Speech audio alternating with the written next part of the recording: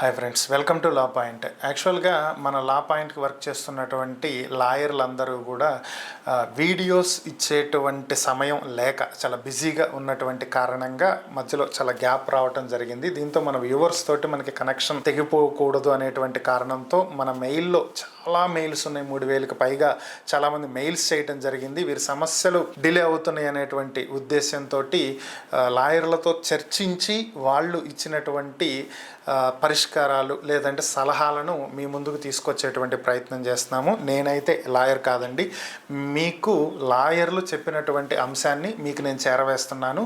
దీన్ని మీరు మీ దగ్గరలో ఉన్నటువంటి లాయర్తో చర్చించుకుని సాల్వ్ చేసుకోండి. మన లా పాయింట్లో నెక్స్ట్ వచ్చినటువంటి మెయిల్ అండి. ఇది వచ్చేటప్పటికి షాద్నగర్ నుంచి నరసింహారెడ్డి గారు రాస్తున్నారు. పెళ్ళయ్యి 12 ఏళ్ళు అవుతుందంట. ఒక 20 నెలల నుంచి భార్య పుట్టింట్లోనే ఉంది.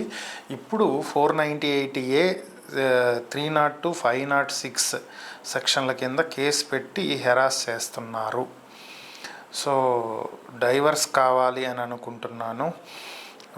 అసలు నా పరిస్థితి ఏంటి, ఏం జరగబోతుంది ఏంటి?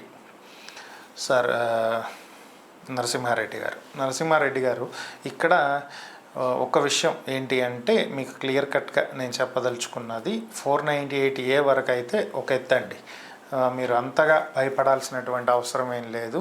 సాక్ష్యాధారాల మేరకు మీరు ఈజీగా బయటపడేటువంటి అవకాశం ఉంది. కానీ ఇక్కడ 498A మానసికంగా శారీరకంగా భార్యని హింసించటం, 302 హత్యాయత్నము లేదా హత్య చేసేటువంటి ప్రయత్నం చేయటం, 506 క్రిమినల్ ఇంటిమిడేషన్. సో మీరు ఉద్దేశపూర్వకంగా మైండ్లో దురాలోచనలతోటి, క్రూరమైనటువంటి ఆలోచనలతోటి మీ భార్యని హెరాస్ చేయటం. సో ఇలాంటి చాలా క్లిష్టమైనటువంటి సెక్షన్లే మీ మీద పెట్టారు. అంటే కేసు చాలా స్ట్రాంగ్గా ఫైల్ చేశారనేది మనకి ఇక్కడ క్లియర్గా అర్థమవుతుంది.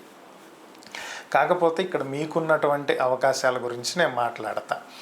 ఇదేంటి అంటే 20 నెలల నుంచి మీ భార్య దూరంగా ఉంది అంటున్నారు. అంటే సాధారణంగా హిందూ మ్యారేజ్ యాక్ట్ సెక్షన్ 13 ప్రకారం మీకు విడాకులు తీసుకునేటువంటి రైట్ ఉంది.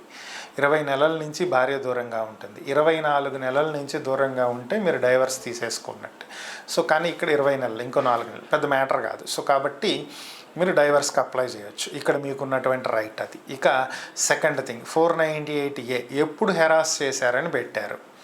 సో 20 నెలల క్రితం మీ దగ్గర నుంచి వెళ్ళిపోయిన వెంటనే పెట్టారా, ఈ మధ్యన పెట్టారా? ఈ మధ్యన పెడితే ఎప్పుడో జరిగిన విషయాన్ని 20 నెలలు దాచిపెట్టి ఇప్పుడు పెట్టాల్సిన అవసరం ఏమొచ్చింది? ఈ టైం లైన్ అనేది చాలా ఇంపార్టెంట్ అండి. 302, 506. సో ఈ హత్యాయత్నమో లేదంటే ఒక క్రూరమైనటువంటి క్రిమినల్ ఆలోచనలతోటి మీరు చేసినటువంటి ప్లానింగ్స్ ఏవైతే ఉన్నాయి అనేది వాళ్ళు చెప్తున్నారో అవి ఎప్పుడు జరిగినాయి? 20 నెలల ముందు జరిగినాయా, రీసెంట్గా జరిగినాయా? ఇవన్నీ ఎప్పుడు జరిగినాయి? ఆమె మీ ఇంటి దగ్గర లేదు. సో మీ ఇంటి దగ్గర లేనటువంటి సమయంలో మీరు హింసించారు, వేధించారు మానసికంగా, శారీరకంగా అని చెప్పడానికి అవకాశం లేదండి. First thing.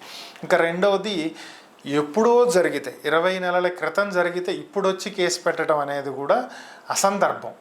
అంటే చెల్లుబాటు కాదని నేను అన్నాను.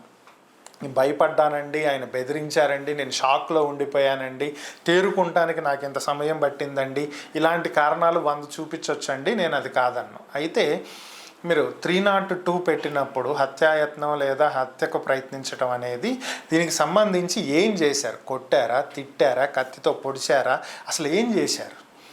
సో దానికి సంబంధించి ఒకవేళ మీకు ఏమైనా తీవ్రమైనటువంటి గాయాలు అయితే మీకంటే మీ భార్యకండి, సో ఎక్కడ ట్రీట్మెంట్ చేశారు, ఆ డాక్టరు ఏం ట్రీట్మెంట్ ఇచ్చారు, అక్కడ ఇచ్చినటువంటి ట్రీట్మెంట్ ఏంటి, ఏం స్టేట్మెంట్, డిశ్చార్జ్ సమరీ ఏంటి, ఇలాంటి పరిస్థితుల్లో వెళ్ళినప్పుడు ఎమ్మెల్సీ ఎందుకు చేయలేదు ఏంటి, ఇవన్నీ కూడా రావాలి. ఈ టైం లైన్ అనేది బయటికి రావాలి. సో కాబట్టి రీసెంట్గా పెట్టినట్లయితే ఎర్లియర్ జరిగిన వాటికి సంబంధించినటువంటి ప్రూఫ్స్ అన్నీ సాలిడ్గా కోర్టుకి సబ్మిట్ చేయాల్సి ఉంటుంది.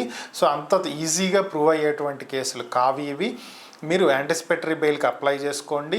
మీరు ఎక్కడ అన్నారు? షాద్నగర్ అన్నారు కాబట్టి రంగారెడ్డి డిస్టిక్ షాద్నగర్ దగ్గరలో ఒక మంచి క్రిమినల్ లాయర్ని చూసుకుని మీరు హైకోర్టుకి అప్లై చేసి యాంటిసిపేటరీ బెయిల్ వేసుకోండి.